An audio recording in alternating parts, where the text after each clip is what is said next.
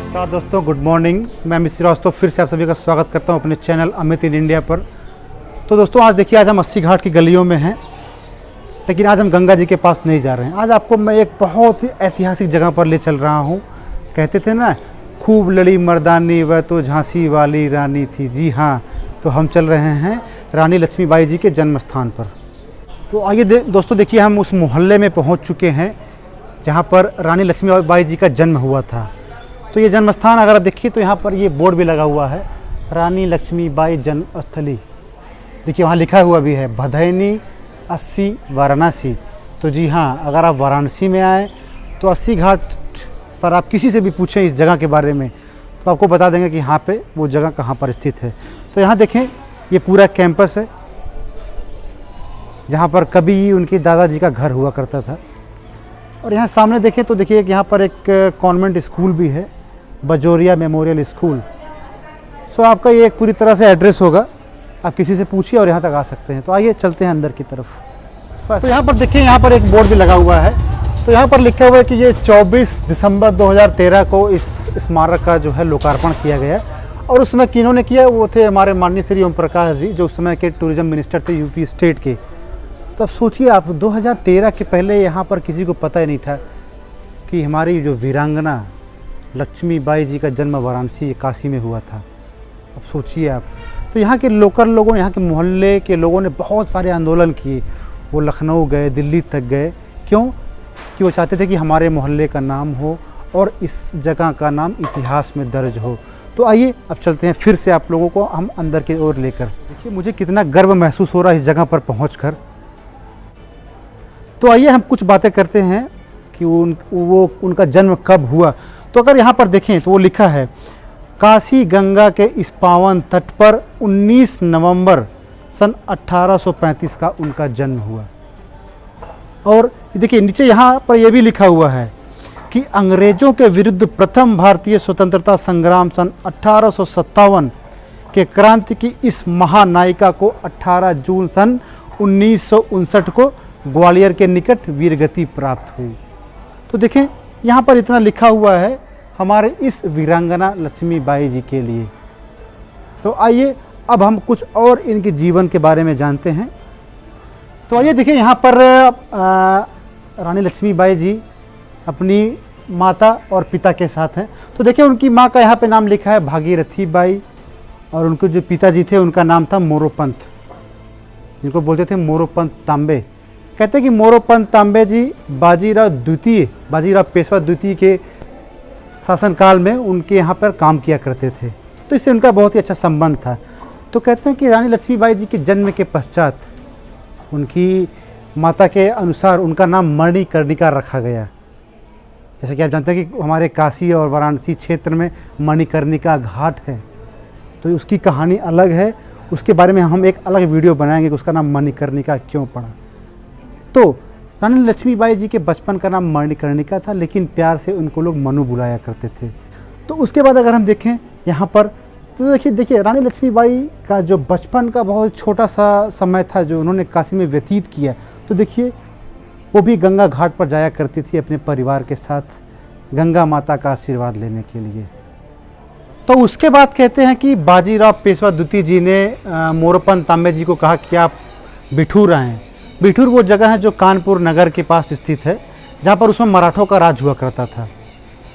तो कहते हैं कि उसके बाद मोरोपंत तांबे जी अपनी पुत्री, जिनका नाम मनु था उस समय, मनु जी मात्र 3 वर्ष की थी। तो हम कह सकते हैं कि काशी क्षेत्र में मनु जी बस मात्र 3 वर्ष तक रही। और उसके बाद अगर आप देखें तो एक व्यापारिक नौका द्वारा मनु के पिताजी ने उनको काशी से वो बिठूर की यात्रा पर ले गए। और फिर उसके बाद उनका पालन पोषण, उनकी शिक्षा दीक्षा जो भी थी वह बिठूर में हुई। और किसकी देख रेख में? अगर आप यहाँ पर देखें तो हमारे बाजीराव पेशवा द्वितीय जी की देख रेख में। जो सबसे बहुत ही अच्छी बात है वो यह है कि बाजीराव पेशवा द्वितीय जी मनु को छबीली कहकर बुलाया करते थे, क्योंकि वह इतनी भोली भाली थी। कहते हैं कि मनु जी जब पढ़ाई किया करती थी, जब उनकी शिक्षा दीक्षा हो रही थी उस जगह पर, तो उसके समय उनको घुड़सवारी भी सिखाई गई, उनको तलवारबाजी भी सिखाई गई, उनको मल्लाखंब भी सिखाया गया।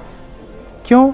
क्योंकि लोगों को लगता था कि ये इसके अंदर कुछ है, इसलिए उस ज़माने में लड़के और लड़की में कोई भेद नहीं किया गया।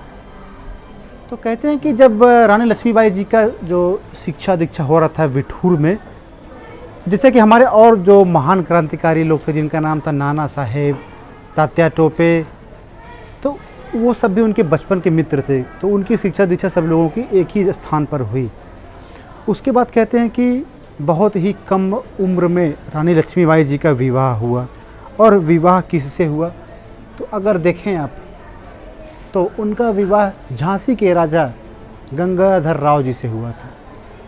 तो अब अगर आप यहाँ पर देखें कि उनका नाम मणिकर्णिका और मनु से लक्ष्मीबाई कैसे हो गया, तो दोस्तों अगर आपको पता होना चाहिए कि महाराष्ट्र स्टेट में जो मराठी कल्चर है, मराठी कल्चर में शादी के बाद लड़की का नाम बदला जाता है। इसीलिए जब इनकी शादी हुई तो उनका नाम मणिकर्णिका या मनु से बदलकर लक्ष्मीबाई कर दिया गया और फिर उनका विवाह वहाँ पर संपन्न हुआ। उसके बाद दोस्तों जो हमारा इतिहास है, जैसे लोग बोलते हैं कि झांसी की रानी लक्ष्मीबाई, तो उसके लिए हमको चलना पड़ेगा झांसी।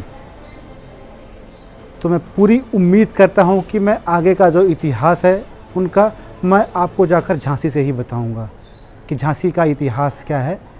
तो उसके लिए आप लोगों को हमारे अगले वीडियो का इंतज़ार करना पड़ेगा दोस्तों। तो यहाँ पर देखें, जैसे मैंने आपको पूरा दिखाया वहाँ पे, तो अगर आप देखें तो यहाँ पर रानी लक्ष्मीबाई जी के जीवन को दर्शाया गया है एक बहुत ही अच्छे माध्यम से, कि अगर जिसको भी उनके इतिहास के बारे में नहीं पता है तो अगर एक बार वह इस स्मारक के अंदर आ जाए, वो अपने आप खुद ब खुद उनके इतिहास से अवगत हो जाएगा। तो जैसा आप देखें वहाँ पर रानी लक्ष्मीबाई के नेतृत्व में सन 1857 की क्रांति का आगाज़, इधर हमारे मंगल पांडे जी का विरोध, बहादुर शाह जफर द्वारा अंग्रेज़ों के खत का जवाब। तो इसी तरह से देखें बहुत सारी चीज़ों का यहाँ पर दर्शाया गया है। और यहाँ पर देखें कितने मतलब बेहतरीन, कितने खूबसूरत तरीके से उनकी जो कहानियाँ हम पढ़ते थे, कविताएं उनके बारे में पढ़ते थे। तो अगर सच बताऊँ तो मुझे एक तरह के कहते हैं ना कि मतलब शरीर में कंपन, जो एक पॉजिटिव वाइब, पॉजिटिव एनर्जी हो रही है, वो मेरे शरीर के अंदर हो रही है। क्यों? आइए देखें, जैसे लिखा है, रानी दासी बनी बनी यह दासी अब महारानी थी, बुंदेले हर बोलों के मुख हमने सुनी कहानी थी, खूब लड़ी मर्दानी वह तो झांसी वाली रानी थी। जय हो लक्ष्मीबाई, हमेशा आप अमर रहें और हमारे भारतीय इतिहास में आप लोगों के लिए प्रेरणादायक बने। और हाँ, जैसे आज हम भारत में रह रहे हैं और बहुत सारे काम चल रहे हैं महिला सशक्तिकरण, वुमेन एम्पावरमेंट पे, तो उसका सबसे बेस्ट एग्जाम्पल मैं अपने महारानी लक्ष्मीबाई जी को मानता हूँ, क्योंकि वही हमारी महिलाओं, लड़कियों को एक प्रेरणा देती हैं उनके जीवन में आगे बढ़ने के लिए और समाज की बुराइयों से दूर रहने के लिए। जय हो लक्ष्मीबाई जी।